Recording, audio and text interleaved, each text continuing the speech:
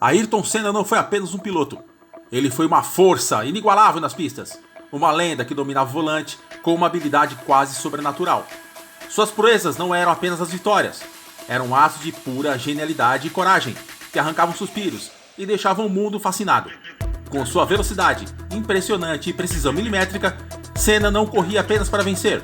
Ele transcendeu o esporte, inspirando gerações e tornando-se um símbolo eterno de determinação e excelência no automobilismo. E como a abreviatura de seu nome diz, ele era um as do volante. Mas, como Ayrton Senna da Silva seria visto nos dias de hoje? É um fato que a unanimidade se torna mais fácil quando falamos de figuras que já não estão entre nós, enquanto a divergência se acentua em torno daqueles que ainda estão vivos. Muitos heróis permaneceram heróis exatamente porque partiram cedo. Em alguns casos, o silêncio imposto pela ausência acaba sendo seu melhor defensor. Senna, no entanto, era diferente.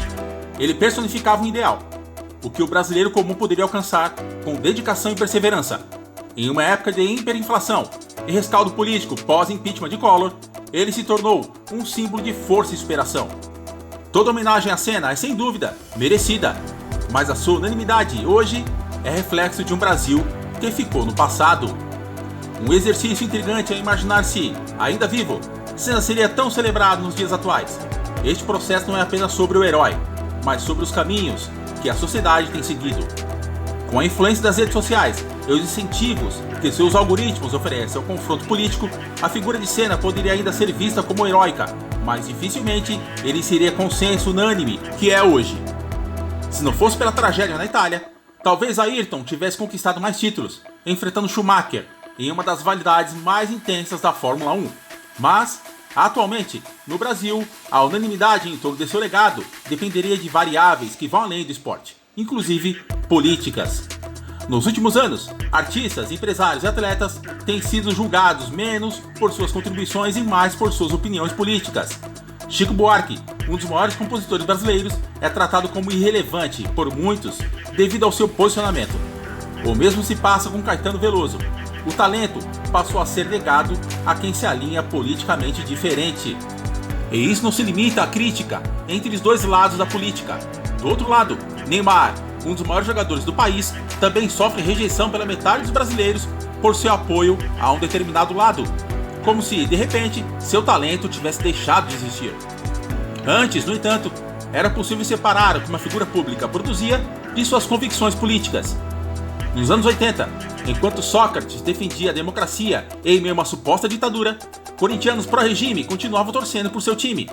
Hoje, com a divisão em bolhas nas redes sociais, há até quem torça contra a seleção brasileira, quando Neymar entra em campo, por exemplo.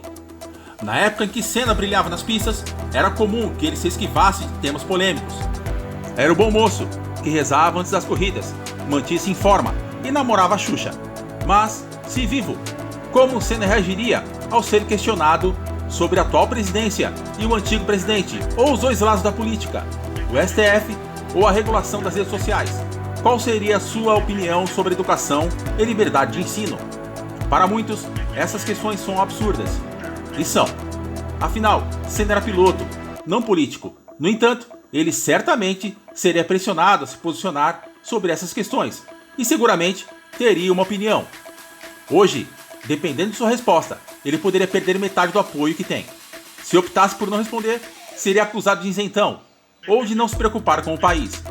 Um herói unânime que Ayrton Senna se tornou, talvez então fosse apenas uma opinião.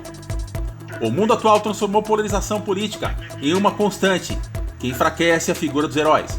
Os heróis como Senna, aqueles que unem, inspiram, que levam uma mensagem de esperança e orgulho ao país, parecem ter se tornado impossíveis. Vivemos em um Brasil onde separar é mais rentável e politicamente vantajoso do que unir. O país, de décadas atrás, parece estar cada vez mais distante e cada vez indo mais para o fundo do poço. Enquanto nós, como povo, não nos instruímos, não buscarmos conhecimento, idolatrarmos subcelebridades que não têm nada a oferecer além de mera futilidade, o caminho para que nós esqueçamos a riquíssima história de nosso país está cada vez mais perto da realidade. Uma triste realidade.